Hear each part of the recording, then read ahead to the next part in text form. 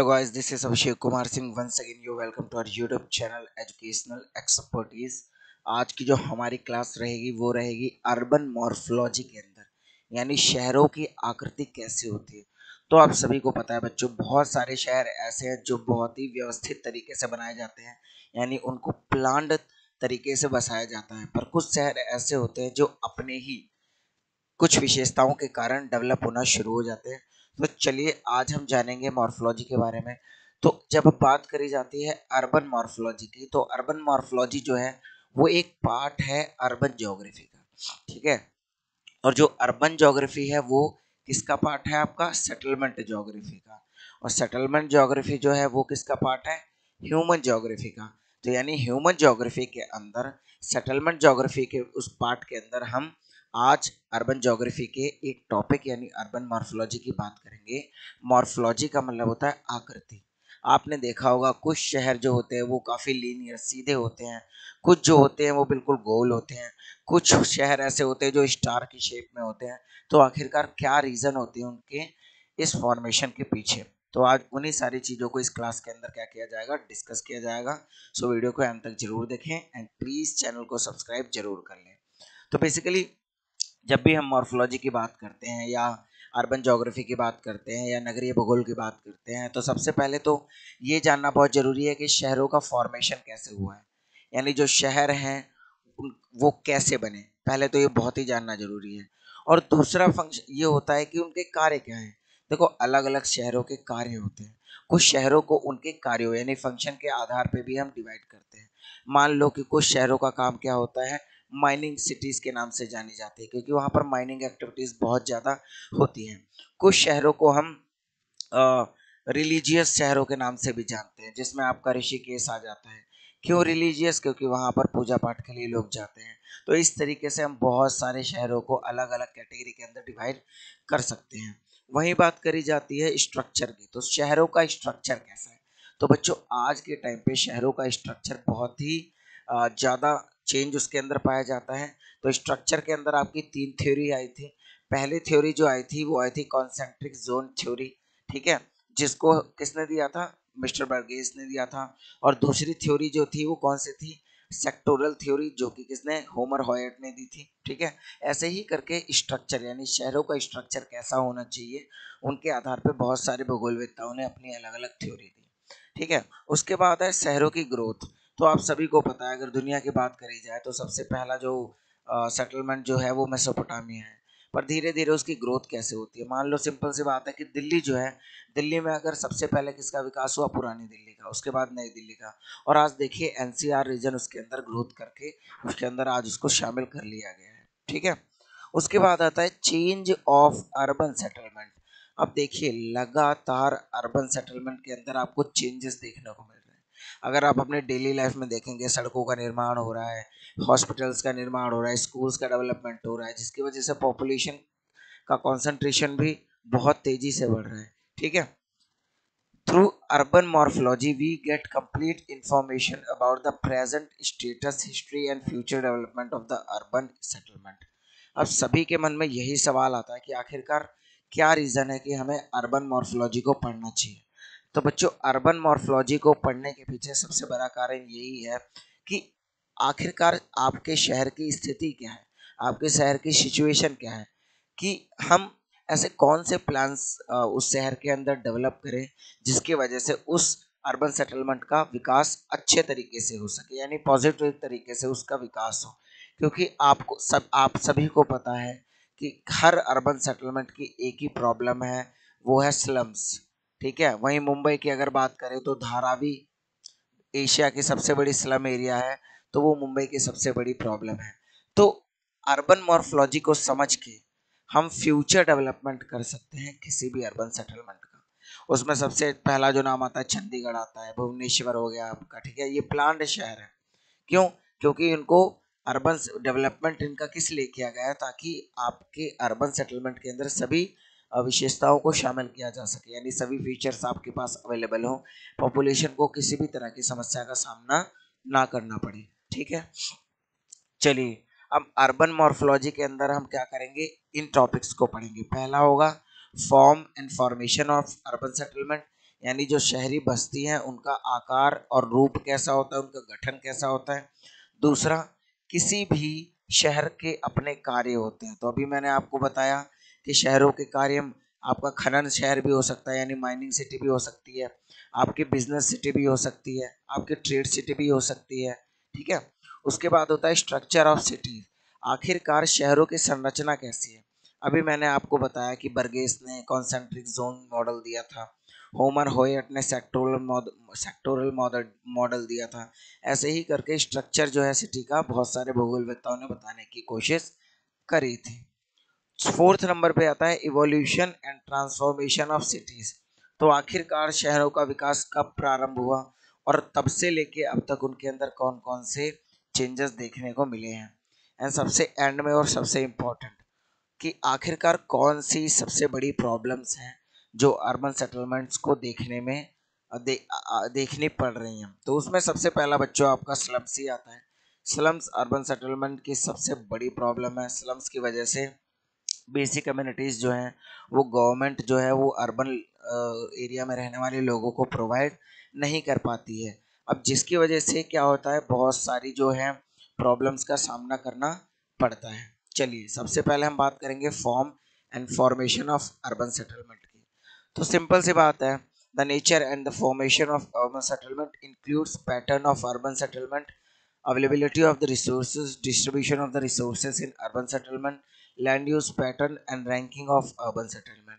तो जाहिर सी बात है, सबसे पहला जो यहाँ पॉइंट बोला गया है वहाँ पे पैटर्न कैसा है। देखिए पैटर्न की बात करी जाए तो एक लीनियर पैटर्न होता है, ठीक है, एक रेक्टेंगुलर पैटर्न होता है। तो जो अर्बन सेटलमेंट्स हैं अगर वो किसी रिवर या किसी रोड के किनारे बसे हुए हैं तो उनका पैटर्न कैसा हो जाएगा, लीनियर हो जाएगा, ठीक है।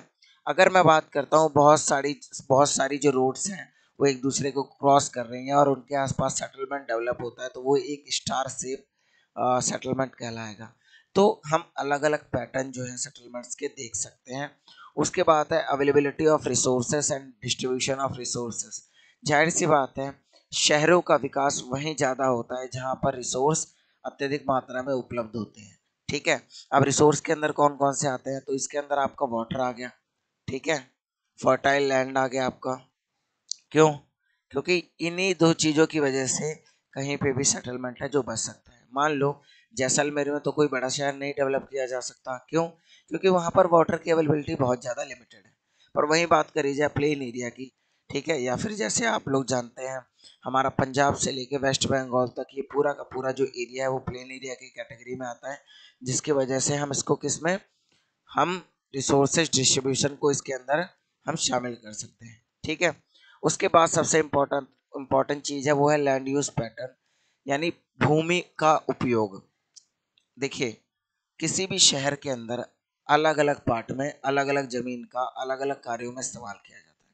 कोई जमीन खेती के लिए इस्तेमाल करी जाती है, किसी जमीन का इस्तेमाल आपका ट्रांसपोर्टेशन के लिए किया जाता है। तो पैटर्न क्या है, आखिरकार पैटर्न क्या है कि अलग अलग जगह पर अलग अलग जमीन का यूज किस प्रकार किया जाता है उसको हम पैटर्न के अंदर समझते हैं।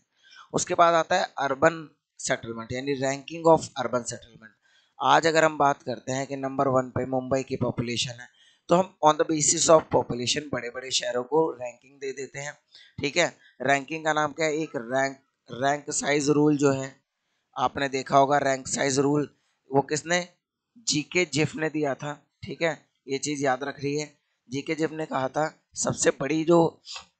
सबसे जो ज्यादा पॉपुलेशन होगी, मान लो किसी पहले नंबर पे किसी शहर की पॉपुलेशन 1 लाख है तो जो सेकंड नंबर पे होगी उसकी पॉपुलेशन कितनी, एग्जैक्ट आधी यानी 50,000 होगी, ठीक है। तो उन्होंने रैंकिंग देने की कोशिश करी थी। दूसरे अगर हम दूसरे बात करते हैं पैटर्न की, तो अभी मैंने आपको बताया लीनियर पैटर्न कहाँ पर होगा, वहाँ होगा जहाँ पर जो सेटलमेंट है वो आपका सड़कों के आसपास पाया जाएगा या किसी रिवर्स के आसपास पाया जाएगा। उसके बाद शहरों की सबसे बड़ी प्रॉब्लम है प्लान्ड और अनप्लान्ड सेटलमेंट। प्लान्ड सेटलमेंट वो सेटलमेंट होता है जिसके अंदर जो गवर्नमेंट है या प्लानिंग एजेंसीज हैं वो सेटलमेंट इस तरीके से लागू करती हैं जिससे किसी भी जगह को अच्छे से यानी सुव्यवस्थित तरीके से बसाया जा सके।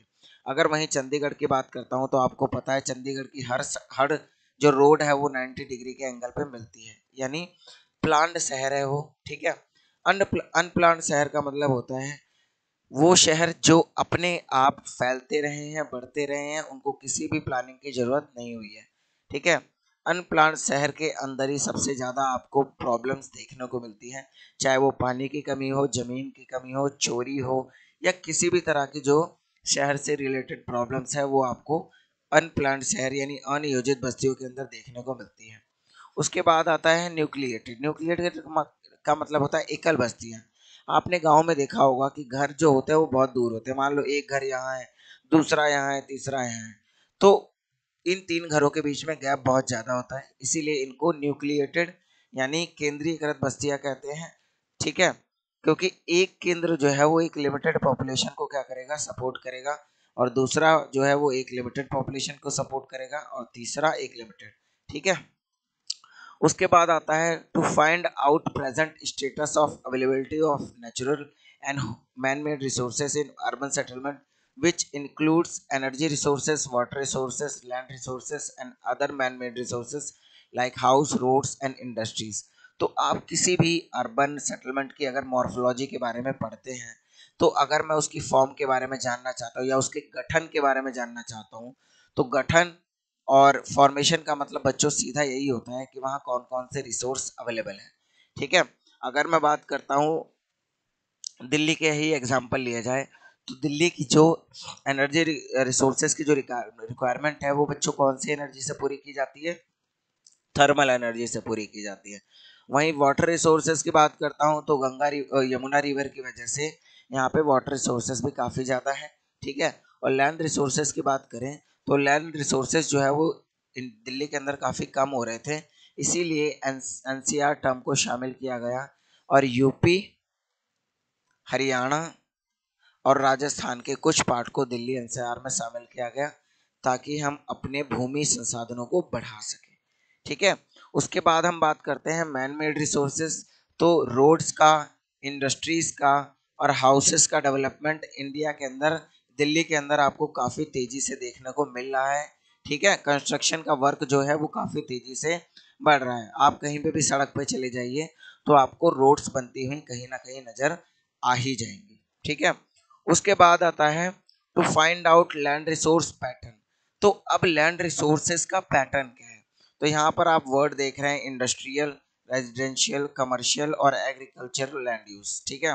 तो अभी मैंने आपको बताया था, बर्गेस ने एक थ्योरी दी थी जिसको हम कॉन्सेंट्रिक जोन मॉडल कहते हैं। उसके बाद होमर होयट ने एक थ्योरी दी थी जिसको सेक्टोरल मॉडल कहते हैं। मतलब किसी भी शहर के केंद्र में आपको इंडस्ट्रियल डेवलपमेंट ज़्यादा देखने को मिलेगा, उसके आसपास आपको रेजिडेंशियल एरिया तो मिलेगा, पर वो आपका रेजिडेंशियल एरिया स्लम्स एरिया माना जाएगा, ठीक है। उसके बाद मिडिल क्लास के हाउसेस आते हैं, फिर आपके कौन से हाउसेस आते हैं, अपर क्लास के।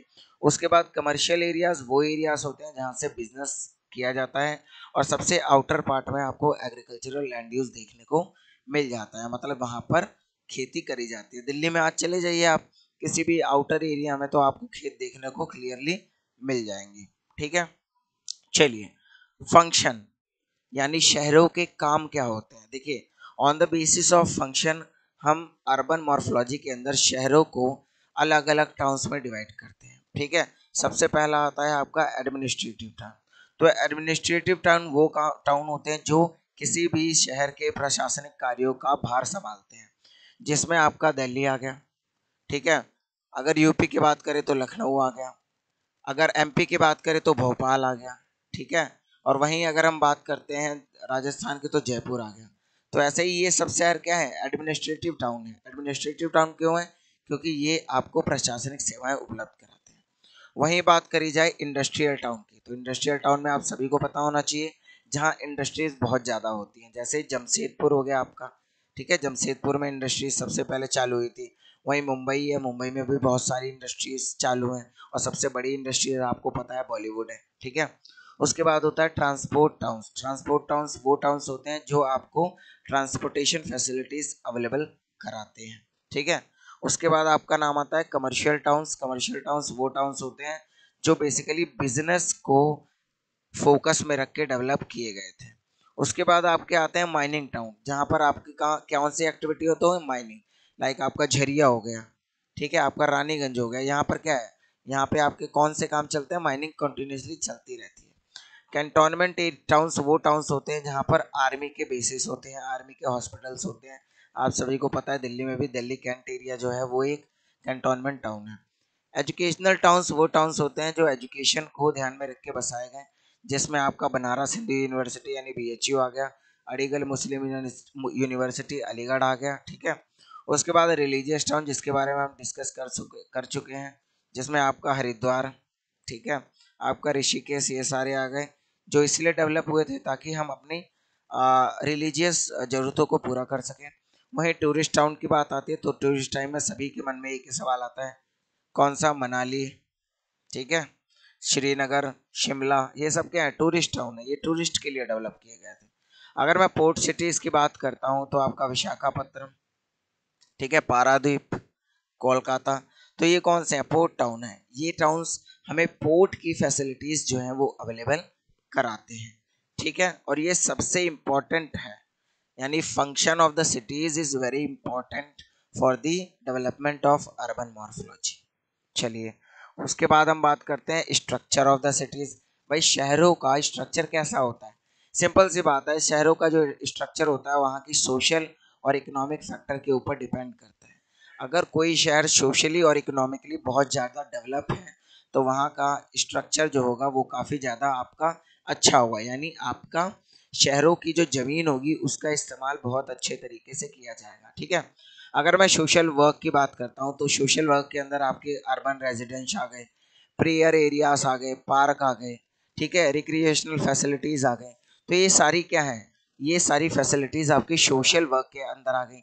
अगर मैं इकोनॉमिक फंक्शन की बात करता हूँ या इकोनॉमिक स्ट्रक्चर की बात करता हूँ, इसके अंदर आपकी इंडस्ट्रीज़ आ गई, एजुकेशन आ गई, हॉस्पिटल्स आ गए, मार्केट आ गए। तो आपने देखा होगा शहरों के अंदर एक स्पेशल जगह पे इंडस्ट्रीज़ होती हैं, एजुकेशनल फैसिलिटीज़ होती हैं, हॉस्पिटल्स होते हैं एंड मार्केट होती है, ठीक है।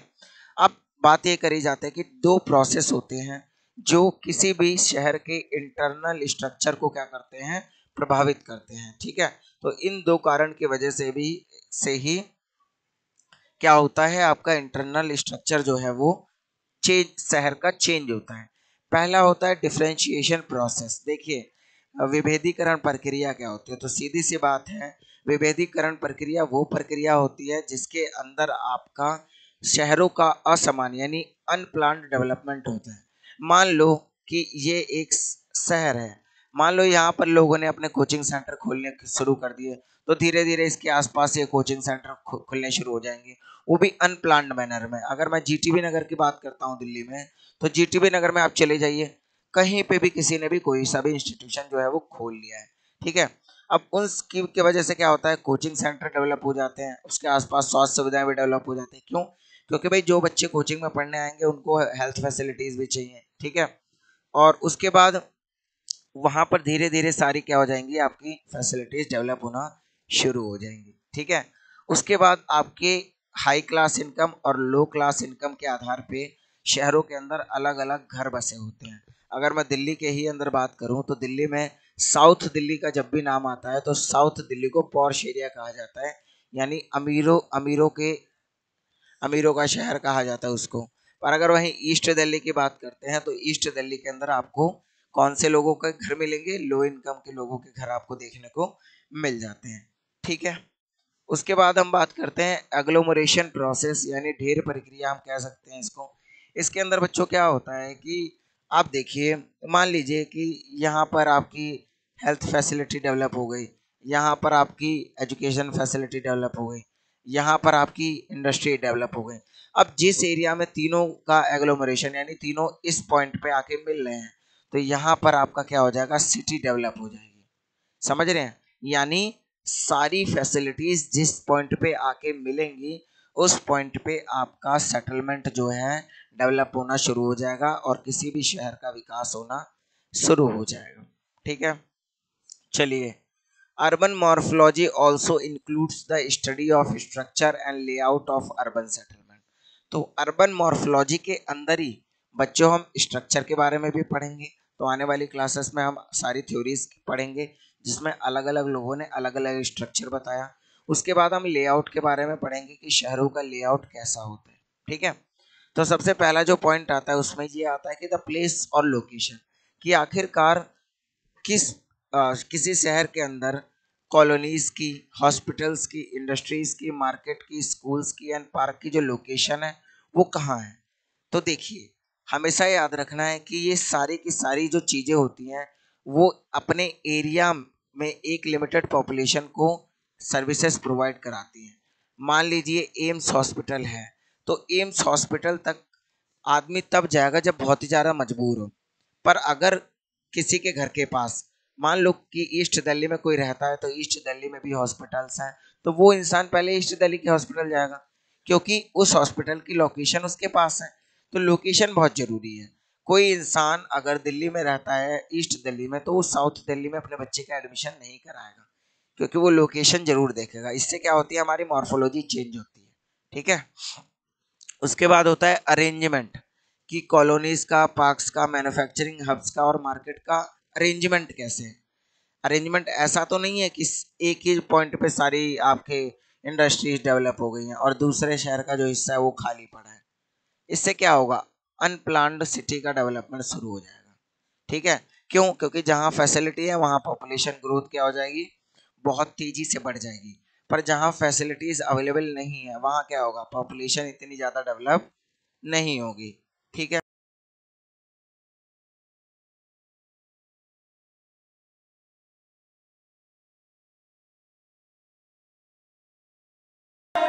Fearless.